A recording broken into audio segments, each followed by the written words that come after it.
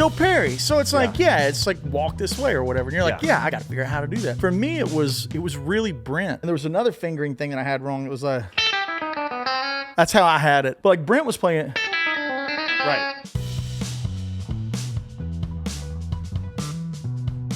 When you were 17, Andy, you wrote a handwritten letter to Brent Mason and you mailed it to him. It was around that range, 16, 17, somewhere in that range. How'd you get his address? I didn't mail it to Brent. I actually mailed it to, I believe it was just a vanilla address to Mercury Records. I think Hotwired was released on Mercury, I think. And my mother actually, she was like, well, we'll send it here. Surely he'll get it, you know.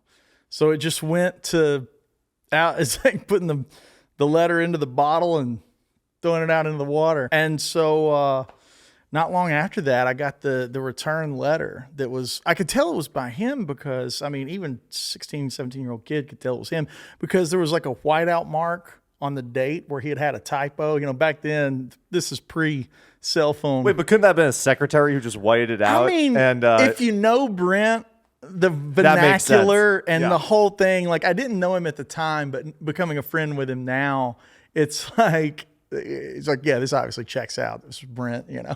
Wait, and what did you say to him? Man, honestly, it was, hey man, you're really cool. You know, it was like the vanilla kind of, you're great. I like you. You're awesome. You know. And did he write anything back? Any wisdom, or what did he write back? It was funny because it really wasn't like a wisdom thing. It wasn't really a long letter. And I remember one of the things I do remember because he said, most people don't realize this. I like to sing. And I remember that. I don't know why I remember that, but I remember that being out of all the things he put in there. He's like, most people don't realize this. I like to sing.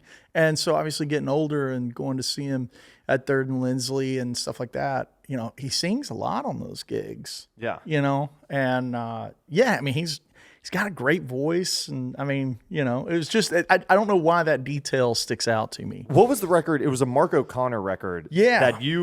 That really was influential for you. It was the Pick It Apart thing. It was the, you know, the one. What's the lick?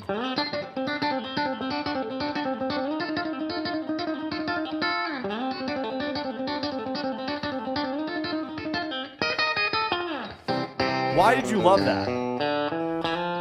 You know, it was the solo.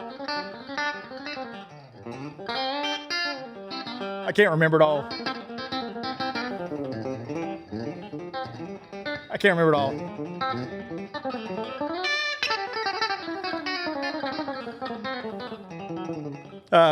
What was that? I forgot it. But there's a video somewhere of me playing it. But that I actually bought that record because of Sam Bush and Jerry Douglas and Bela Fleck and that whole crowd of bluegrass guys. I mean, I didn't play electric guitar at the time that I heard that.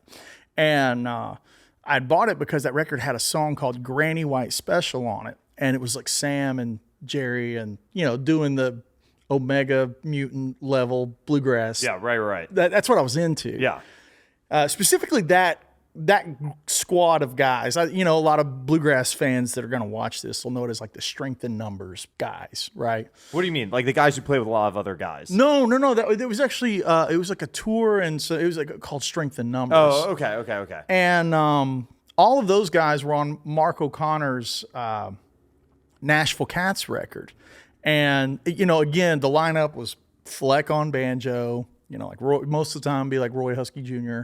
on bass, Jerry Douglas on dobro, Fleck, you know, probably be Sam Bush with Sam on mandolin. And, you know, Tony would play guitar, but on the Nashville Cats record, I think Granny White Special, somebody will fact check me, I think it's Russ Barenberg on that tune. Anyways, regardless, details aside, track 4 was Pick It Apart. And of course, it's like that super hot fiddle thing, and Paul Franklin and Matt Rollins was playing piano. When I heard that Telecaster, I was like, what in God's name? Is that the greatest thing I've ever heard? Like, that's not even real. It's so great, it's not real. And that's what made me want to play electric guitar. And so from there, it was like, that was like the gateway into Jimmy Page and everything, like everything that every guitar player starts on. Because I think it's fair to say that most electric guitar players don't start with Brent. They start with Angus Young, yeah, or Clapton, or Van Halen. You know, who was yours? What was your first guitar guy? Joe Perry. Joe Perry. So it's like, it's like Walk This Way or whatever. And you're like, I got to figure out how to do that. Yeah. For me, it was really Brent. It was that. And I was like, God, man, you know? Yeah. So from there, that's how I got to Jeff Beck and Chick Corea. This is a fun game. If you take Mount Rushmore and you go, okay, here's a couple of names that don't count because they're everybody's Mount Rushmore. You can't say Van Halen. Yeah. Can't say Clapton. Can't say Jeff Who are Beck. they? So like outside of those, my Mount Rushmore on any given day will always it'll always be Brent. It'll always be Tony Rice. Yeah. And then the next three, or there'd be two, but the three could interject, would be Dan Huff, Eric Johnson, and Steve Morse. Those are the three that like really, because and you know the ironic thing about all three of those guys, they're like, you know, super aggressive kind of players with a lot of sass and a lot of attitude, a lot of distortion, a lot of chops, but they all three can stretch into a lot of different lanes. They're not really one dimensional. I mean, you could take any.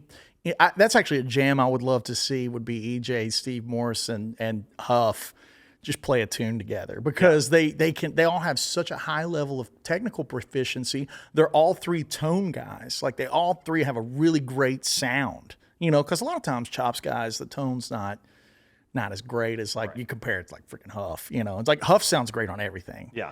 You know, some of my favorite stuff was the Summer's Coming solo, Clint Black, and then also, you know, he's turn around and hear like something like "Hard as a Lonely Hunter," the Reba McEntire. With the I always think I say it's one of the best neck pickup strats. But I feel like ever, man. I almost hear some of his influence on like I'm a Believer and some of the Giants. For stuff sure. You're playing, but For sure, because I mean, I learned all that stuff too. There's me covering what's the opening track? Stay. I'm gonna mess it up, but it's got the you know, it's got that thing. What is it? How's it go? Isn't that it?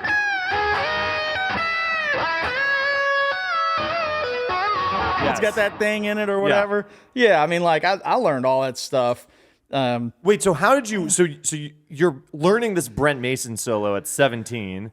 Oh, I said no. I didn't learn it at 17. I was attempting it. You were attempting it. Not learning it. Wait, at so all. so how did you creep into that side? Are you laughing because you just didn't have the ability to learn it back I'm just then? laughing because it's so dumb. It was so far above my pay grade. It's still so far above my pay grade. So how did you get into that? Or like, where did you start to develop? Just like, those I mean, chops at that time in life, I'd been playing mandolin for a good 12 years or 13 years. So, I mean, I was playing like fast bluegrass music. Yeah. The thing that I specifically remember having on it that was funny was I had the opening line in the wrong fingering. Knowing Brent now and like learning it in depth as an adult, you know, it's which is a Brent fingering. Right. I had it like that. What's so I had the it, fingering? Wrong. Like what is specific? I think now obviously Brent's thumbnail and fingers, Right. so just don't assume the right hand, but.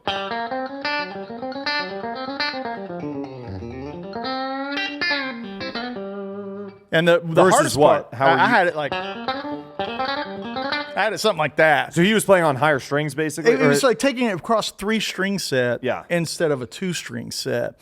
The other thing that was really hard about that solo that opened up a lot of doors, and actually, you know, it's such a fundamental like centerpiece to my playing now, was having to learn the fingerstyle licks with a flat pick and a middle finger. And I remember the one that really killed me. I was trying to play.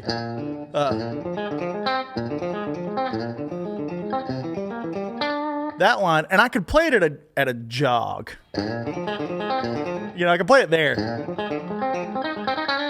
but I couldn't do it. Or sorry, I couldn't do it at like the tempo of the record. No, it's like crazy. Yeah. So like learning it was like down, up, down, middle. That's what opened the door for me. So down, up, down.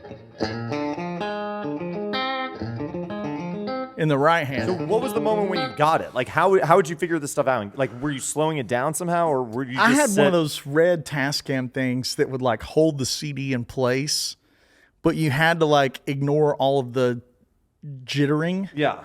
So that was a big thing that I used a lot. And then I remember having the Hot Wired DVD, not Hot Wired, Hot Licks. The Arlen Roth Hot Licks. That thing, we but it was all a- have. Yeah, yeah. We it was all a got Brent Mason one. Yeah, yeah, yeah. We've all got it.